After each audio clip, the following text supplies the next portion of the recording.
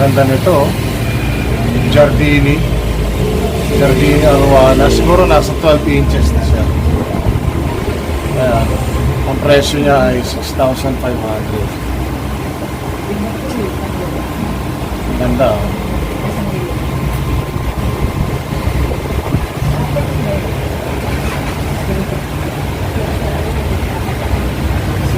Ito yung premium super Arowana with microchip and papers.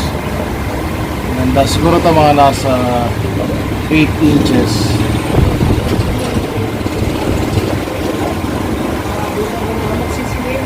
Ang presyo niya ay 45K with certificate and with papers and microchip. So I assume certificate po yun.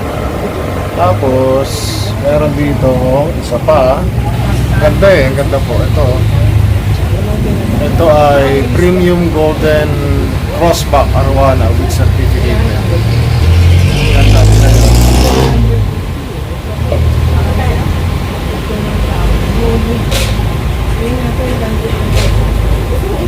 25K. Siguro size nito mga nasa 10 inches na. 10-12 inches. O mga 10. Yan. Malit ng konti dun sa Giardini. Malit siya ng konti sa Giardini. Mga 10 inches na to. Tapos tignan natin ito isa dito sa kabila. Tignan natin yung nasa sa kabila. Ito naman.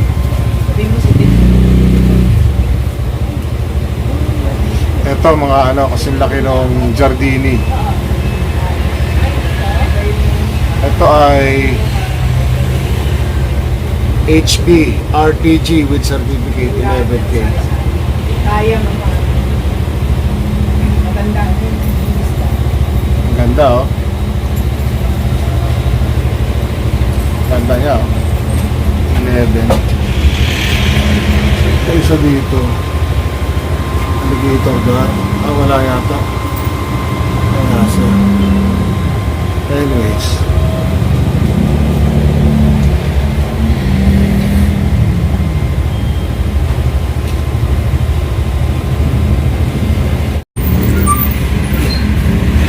Meron din dito silver dollar. 900 isa. XL.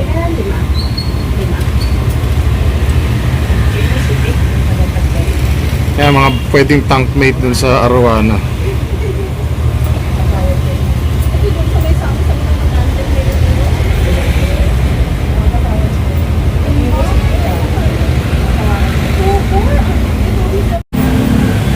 Ito mga 10 inches. Premium golden crossback Arowana.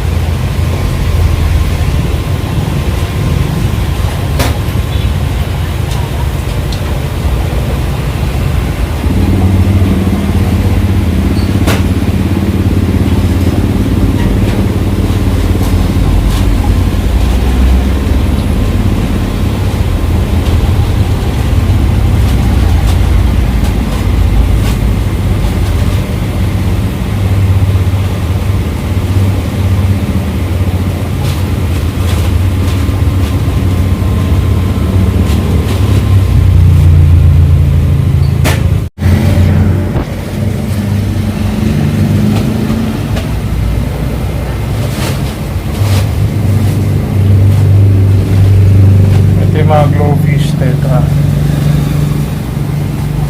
Ang cute.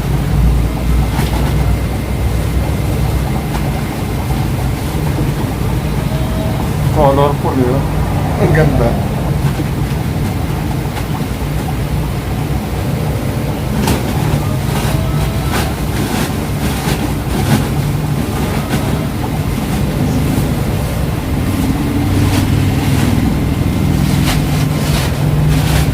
Ito yung mga tarpa ginagamit na feeders sa mga Arowana.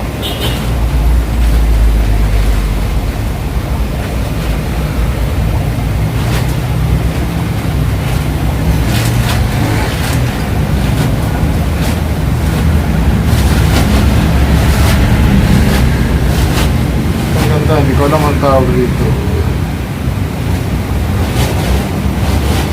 Wala kang tawag, ganda ah. So dati ang alam ko to barb. Pero parang nag-evolve na siya. Ang ganda ng kulay. Kasi dati alaga akong barb, hindi ganyan. Ito parang nag-glow na yung mga kulay nila.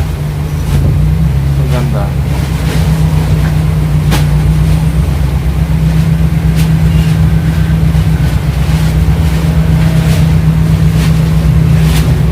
Tapos meron dito.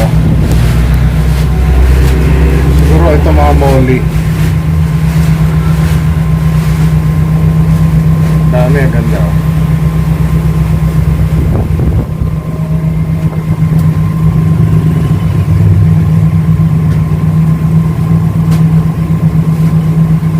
Ito hindi ko alam kung anong pangalan nito, anong tawag. Pero ang ganda nila, ang cute.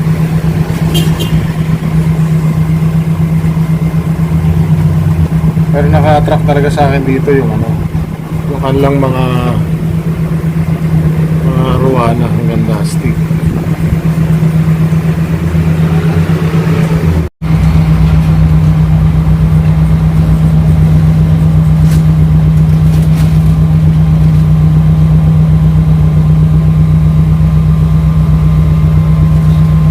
Siyempre, ito yung super worm.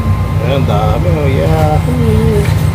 Ito masarap. Ganado mga arowana dito. Ang dami. Oh.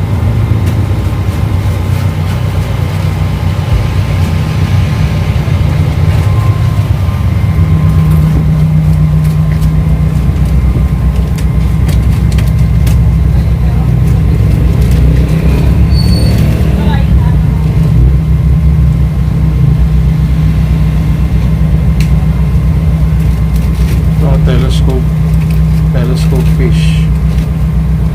Ganda. Silver dollar. Tank mate para sa arowana. Ang ganda oh. Parang pako din ang itsura niya. Ang galing. Lalaki oh, XL. Tapos ito yung mga tiger barb. Tiger barb pala. Green, red, neon green, neon pink. Ayan, ang ganda na. Nag-evolve na yung kulay. Dati hindi ko, wala pa ako nakikita ang ganyan. Ang ganda na, ang galing, ganda. Ito naman ay blue polar parrotfish. Ayan, sa background yung mga ano, glowfish tetra. Ayan, sa kabila, sa likuran na ano, tangkol. Ayan, ganda, ang cute. Siyempre, meron din po mga dog food dito, tsaka mga fish food. Ayan.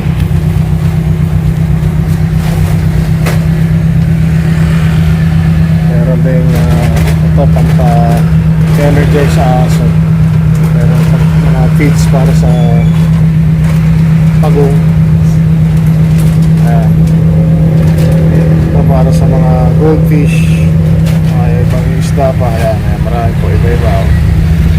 Ito para sa beta.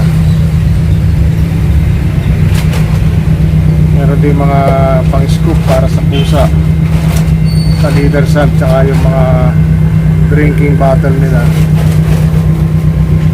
Ganda oh. May fishnet, may mga siphon pump. Ayan.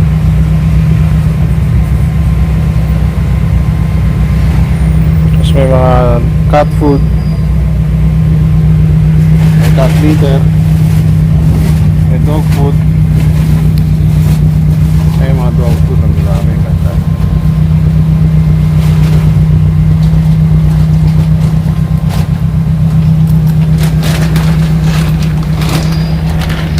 May hamster,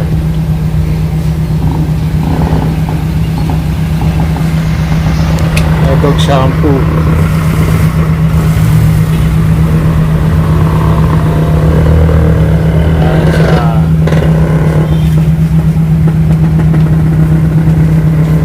Bubukas pa lang po nila eh. Ay, mga pagkain ng pusa, mayroong ano, detik. Ayan, para sa mga pulgas, garapata ng aso at pusa. Papatak lang yan sa batok. May mga pedigree dito, incan, may Aussie, may Whiskas.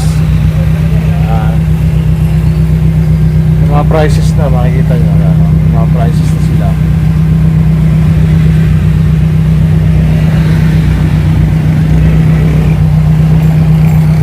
meron mga anti-chlorine, methylene blue dito.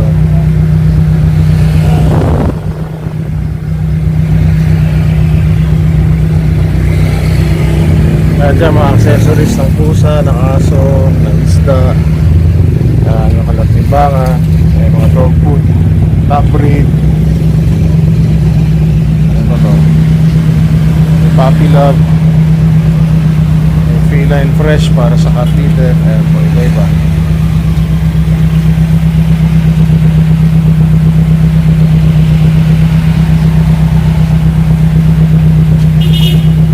Ganda oh. Dito po yan sa ano,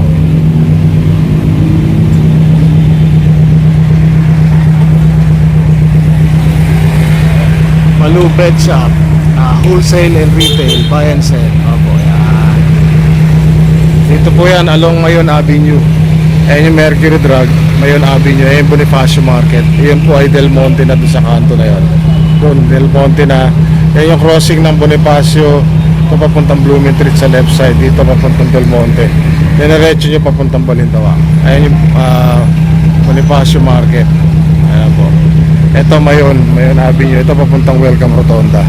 Ayan po. So madali na pong matandaan to, itong lugar na to. Ayan yung Mercury Drug. Apo Street po yan eh, yung kantong yan. Apo Street Extension. Tapos ito ay ano, Mayon Avenue. Ayan po. Tatakpan na yung Apo Street eh. Ayan po, maraming po salamat. Open po kayo ng mga 8 o'clock hanggang 8:30 ng gabi. Ayan, so yun po si ate. Salamat po ate. Shout out po sa'yo. Balik po ako. Ay, itatanong pala ako madam, kasi first time ko eh, nagpaplano ako bumili ng arwana. Paano po ang ano nito, style nito? Kailan ang palit ng tubig niya? Araw-araw? Hindi naman po. Pag sarili naman po siya is magkalit na kahit sa isang buwan, kahit mga 2 beses. 2 beses ang buwan. Tapos ang tubig kailangan Half lang po ang kalit. half lang, mga 50% lang doon sa tangking. Bawa ito ay 50 or 25%. 50 o 25%. Tapos ano po ang ano niya, madam? Ano ang kailangan na tubig ipapalit sa kanya? Pwede direkta sa gripo? Yung stock po po rin. Stock na tubig. Mga ilang araw po yung stock? 3 days. At least 3 days para wala ng chlorine, gano'n? Sige naman po yung ano, yung umihiran o kaya yung may filter. Yung napi-filter. Yung mga galing sa nabibili natin sa ano, gano'n. Pero ano, hindi ba siya maselan? Hindi ba maano? Hindi naman. Hindi, pag sa pagkain, paano po ba yon? Ano bang ano niya? Super warm lang po, kaya yung mga feeders. Super warm na feeders. Tapos hindi ba siya ano, kasi di ba minsan sabi nila, pasensya na po, hindi ka, ano ko lang, itong Giardini sabi nila medyo may pagka matapang daw ba? Totoo ba yon? Hindi po siya pwede talaga samahan. Sila lang po dapat. Tapos, ano ba siya, parang mano daw eh, yung masyadong malikot, hindi pwedeng, may makita lang konting butas na ano, talagang lumulusot siya, tama ba yon? Pwede naman po, kata na naman siya. Okay. Yan po ganyan, hindi ba sila parang, ano, tumatalon sa ganyan? Okay na yung ganong May pato? takip, may takip po yan. Okay na yung ganong takip? Papa, Hindi na niya naangat yun? hindi naman to. Okay. Tapos ilang beses po sila pinapakain sa isang araw? Kasi isang linggo po, sa preso na sila pinapakain. Isang beses na isang linggo. Mga ilang piraso po yun na Depende, mga 4 po ng warm o kaya 5. 4 na worm or di kaya 5. Ayun. Kaya bala natin si ate, pero at least may idea tayo.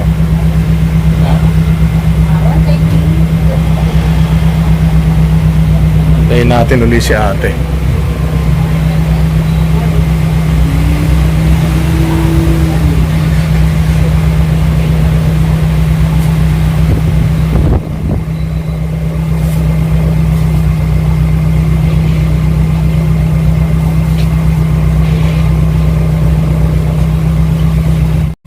Saan pa type ko ito eh? Kailangan kong pagpunan muna ito. Ganda. So, isang beses lang po sa isang linggo nyo pinapakain, madam. Tama po? Okay. Okay pala yun.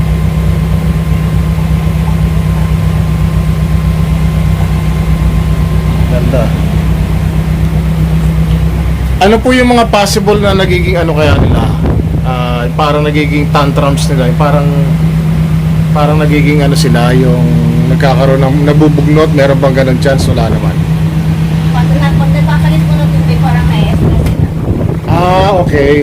So kailangan po ba pagpapalit ng tubig lang katulad din ng mga ordinaryong ganito na may siphon kayo, ganon? Apo. Ah, okay. Sige, sige. Ano nga po ulit pangalan niyo, madam? Pasensya na po. Sal po. Sel, yan si Ma'am Sel dito sa Malus Pet Shop. Salamat po ma'am sa informative information ninyo or mga educational information niyo. Salamat po.